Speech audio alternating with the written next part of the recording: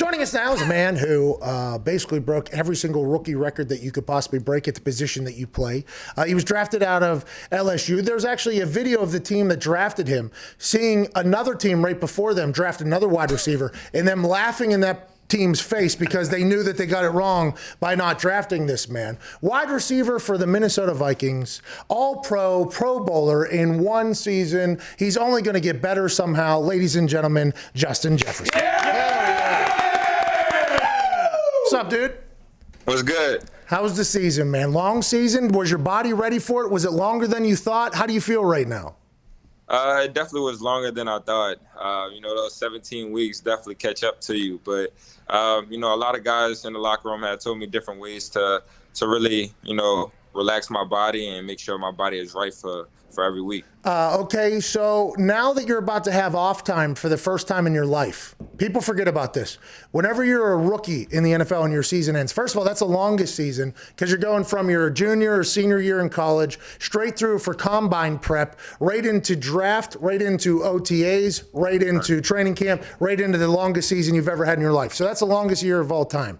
Then as soon as your rookie season's over, it's the first time in your entire life, basically, that your life hasn't been scripted for you for the first couple months. Now, granted, the world is not what it normally is. What are you thinking about doing here, Justin? How are you going to enjoy your downtime? You're going to be playing video games? You're going to be going out? You're going to be griddying all over the world? You're going to take some trips? Oh, what are you going to do, Justin? All of above. I'm going to be in some sunshine, just relaxing.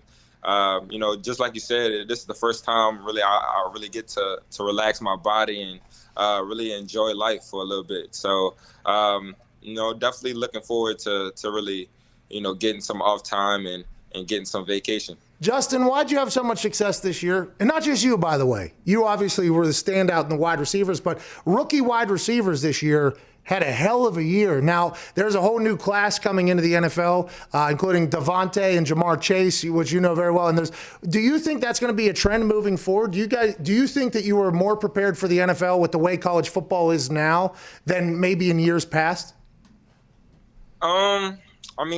Just me coming from Joe Brady's offense, bringing that Saints pro style offense.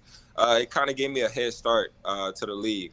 Just going in to the league and knowing the concepts, it kind of was a little bit easier to really, grasp. So I definitely feel like those guys are definitely going to come in and make a big mark, depending on what team they get drafted to. So hopefully they get drafted to a good organization that uses them right. And let's talk about that.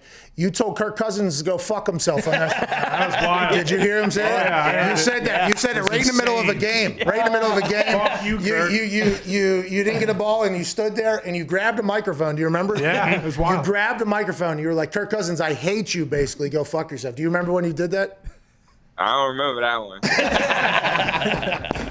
No, I loved that whole situation, though, how it blew up, right? Because my initial take on it was, I feel like Justin Jefferson and Kirk Cousins have a very good relationship, as opposed to what people thought the other way. I thought, no, this happens on much regular basis than people think. There's normally crowd noise. We got a chance. It sounded like one of them satellite things was literally right into your helmet whenever you said it.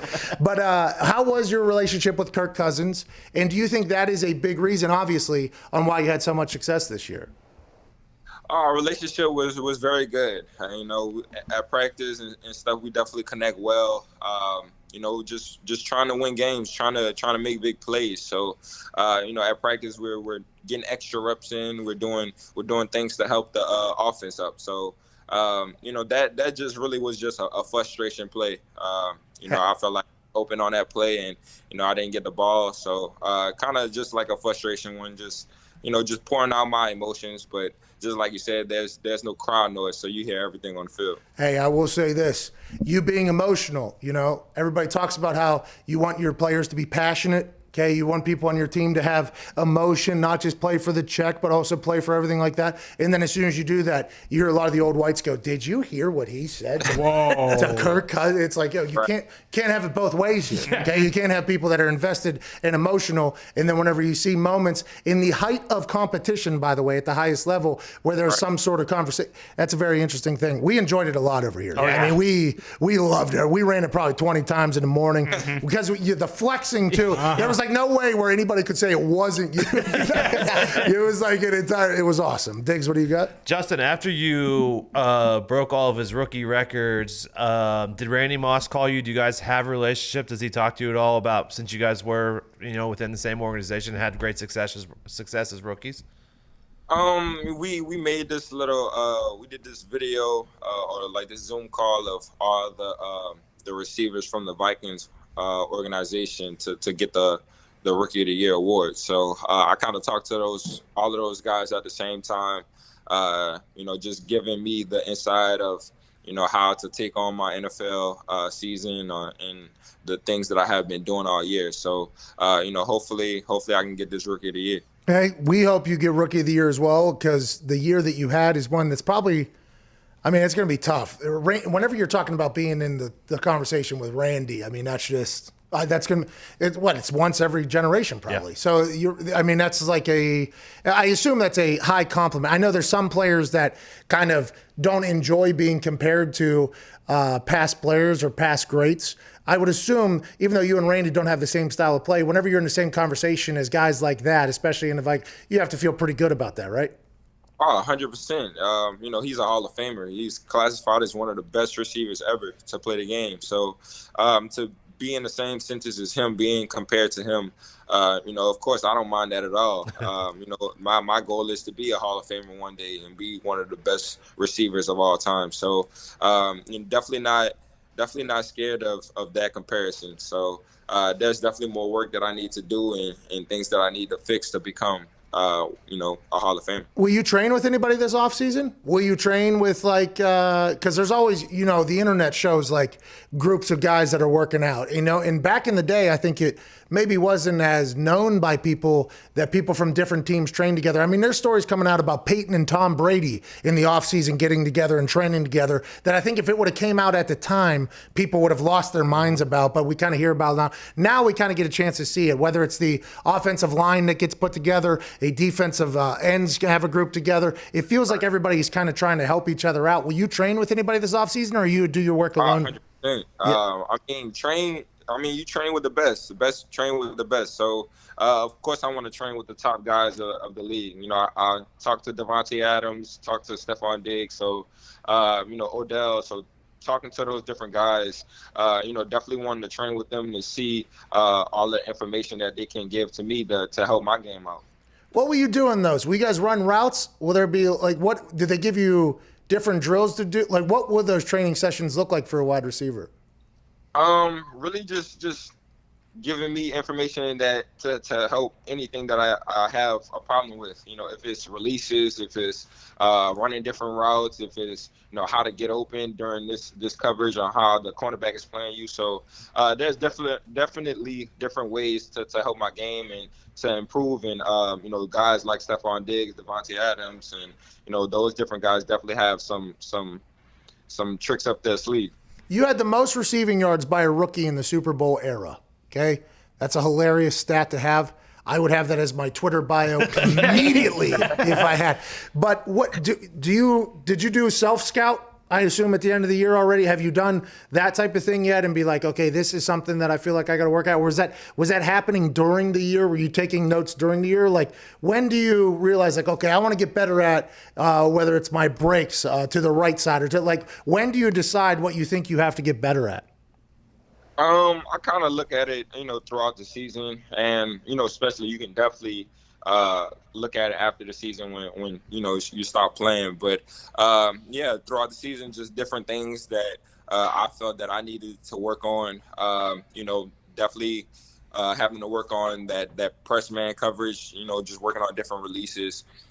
Especially this upcoming season, we have a lot of top corners that we're going against. So I definitely have to reach in my bag and find those new tricks to get open.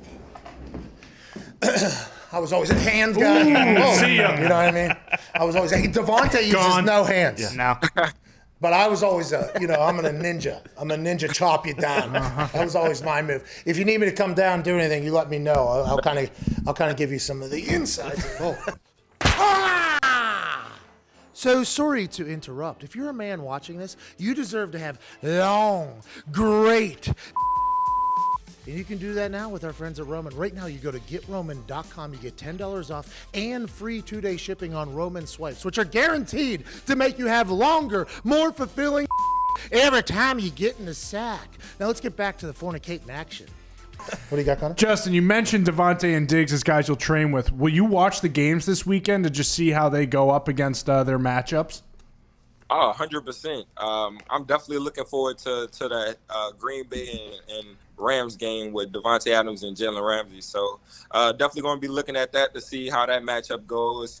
I'm a big Devontae Adams fan, so definitely going to be rooting for him and see how good he does. What have you noticed about the difference between the NFL corners and college corners? Because obviously the SEC, it's different down here. You play against a lot of NFL talent down there, but once you get in the NFL, there's NFL IQ, there's NFL defenses, there's everything. What is the difference between NFL corners? Like, for instance, Jalen, whenever you watch him play, it looks like he's floating sometimes whenever he's making a play, and there's not a lot of Jalen's out there in any level or anything like that. But what has been the biggest difference? Is it the overall athleticism? Is it the schemes? What has it been, you think, the difference between NFL and college DBs? Well, one, of course, being LSU, being a big program, we don't play, top teams every single week. So having to play a top corner or a top team every single week in the NFL, it definitely gets tough. It gets, a toll on your body. You get tired. So, and two, they're smarter.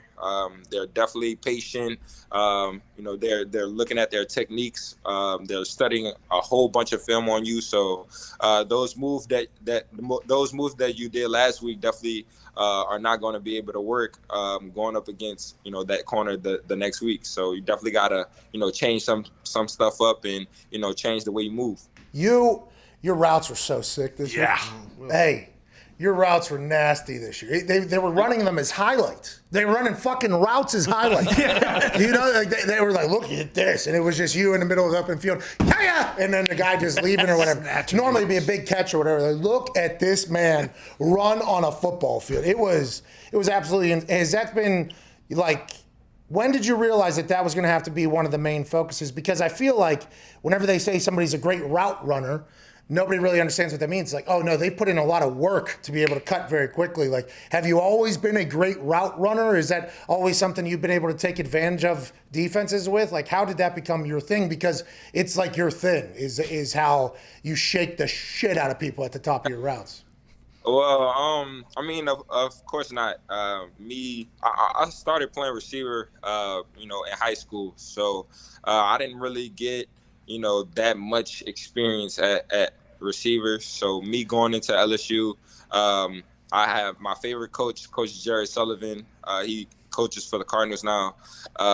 He came in, I came in, and he helped me tremendously with different ways to get open with releases, ways to break down and get quicker on my breaks. So he definitely helped me and made me into a better route runner and better receiver. Yeah, that'd be pretty cool. Did you play basketball growing up as well? Yes. Were you good? You couldn't shoot, huh?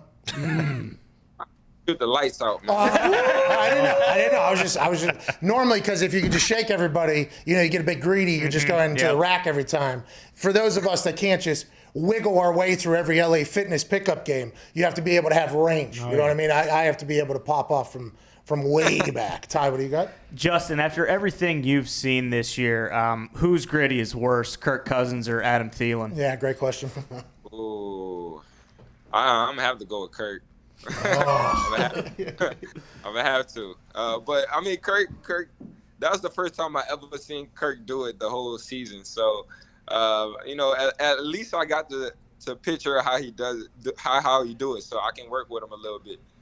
Kirk probably worked that night at the house, huh? Oh yeah. Oh yeah, from the mirror. Wait until I bust this out. It's like kids doing it with him. It's like a pair of shoes, like wait until they see this, and that's what Kirk did at the house. How do you guys feel? How you feeling? Vikings final meeting. What was the message? Of course, we didn't want to go 1-5 at the beginning of the season. That hurt us tremendously with not being able to get to the playoffs and everything. But that second part of the season, that's when we really became alive. That's when we really started to play Vikings football, and that's when we really started to buy into what was going on. We wasn't used to not having any fans in the stadium. The energy was dead, so it definitely was a different feel. But we just really got to that winning stage a little too late. Well, it was fun to watch you guys down the stretch there. Thought you were potentially going to make a backdoor entrance into the playoffs. Hope you enjoy the hell out of your offseason, Justin. You deserve it. Can't wait to see what you do and how you come back even better, bub. Yes, sir. Appreciate it. Hey, let me know if you need anything, Got you. I'm going to need some moves, man. Okay, I got you. Ladies and gentlemen, Justin Jefferson. Hold on, Justin. What's that? Chad Johnson just tweeted that he heard you'll be at House of Athlete, which is Brandon Marshall's training facility, and he said he will personally lock you up on one-on-ones. Ocho, gonna lock you down. By the way, talk about good route runner. Ocho said he's gonna lock you down. And give you a PowerPoint tutorial. He's reading the tweet right now. I heard he will be at House of Athlete at Brandon Marshall's facility training this offseason in Weston. I will personally lock him up in one-on-ones and give a PowerPoint tutorial on route running, says Chad Johnson to Justin Jefferson. I got something for him. Ladies and gentlemen, Justin Jefferson. Wow, that's awesome. I thought you had breaking news. I didn't know. Well, it kind of was. Yeah. Kind of was. Ocho was always known as the guy who his feet were just so damn impressive.